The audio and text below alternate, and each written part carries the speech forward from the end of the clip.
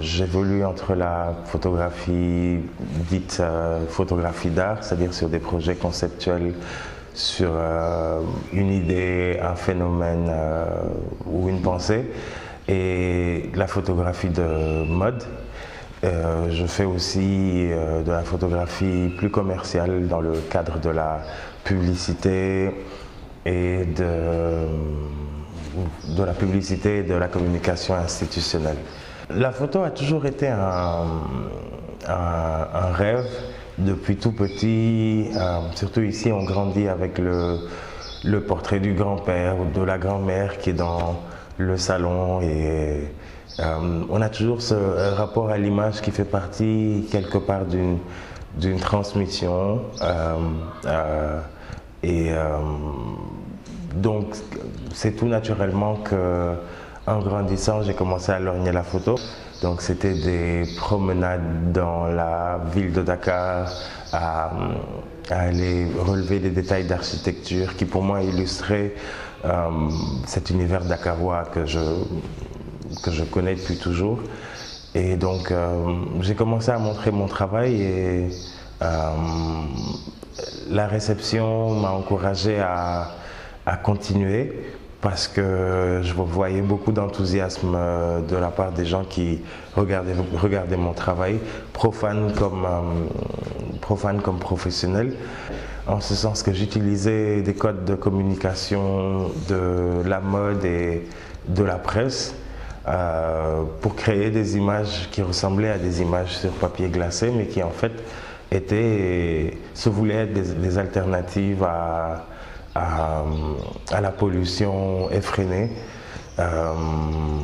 Donc c'était mon premier projet, donc ma première biennale aussi, et ça m'a donné des opportunités de rencontrer des gens du monde de la photographie d'art et de la photographie commerciale, et c'est ainsi que les choses ont commencé à prendre de l'ampleur jusqu'à ce que je me consacre à la photo de manière exclusive depuis maintenant 1 an. Ce que je voudrais le plus faire ressortir dans ma photographie, c'est peut-être l'Afrique et le Sénégal et le Dakar que je connais. Je pense que c'est super important de faire transparaître notre vécu parce que c'est ce qui donne une certaine authenticité à notre travail, et c'est ce qui parle pour nous et c'est ce qui parle pour ce pays et ce continent que nous représentons dans notre art. L'Afrique est un thème qui est très présent dans mes créations,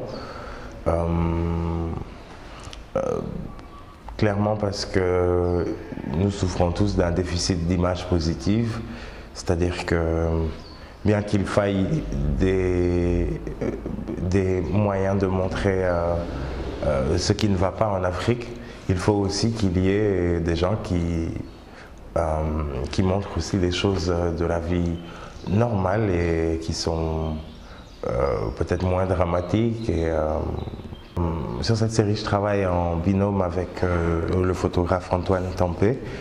Et l'idée à la base, c'était de créer une rencontre entre l'univers d'Antoine Tempé, qui est photographe spécialisé dans le portrait, la danse, les arts de la scène et les tendances urbaines, et ma photographie qui était entre la mode et le conceptuel. C'est un travail qui se veut très moderne et qui montre un peu Dakar et Abidjan et Libreville, où il y a des jeunes et des moins jeunes qui aspirent à l'international comme ailleurs à Beijing ou à Paris.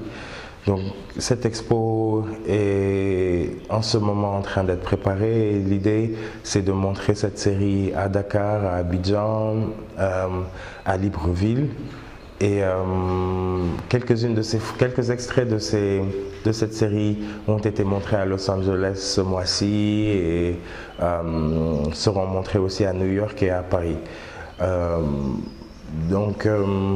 Ça, c'est un des projets que j'ai. Sinon, je continue ma série de portraits qui s'appelle Studio des Vanités.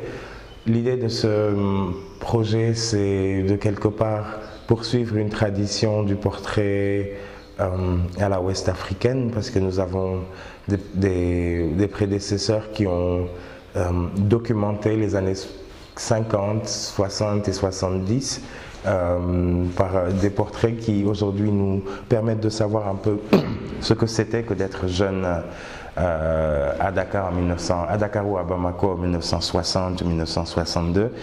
Et l'idée, c'est de poursuivre cette tradition et de, tout en maintenant une identité visuelle qui m'est propre et qui aspire à être moderne, c'est de documenter une génération à laquelle j'appartiens, qui est faite d'acteurs culturels qui travaillent sans relâche pour, d'une part, éduquer les populations à de nouvelles formes d'art.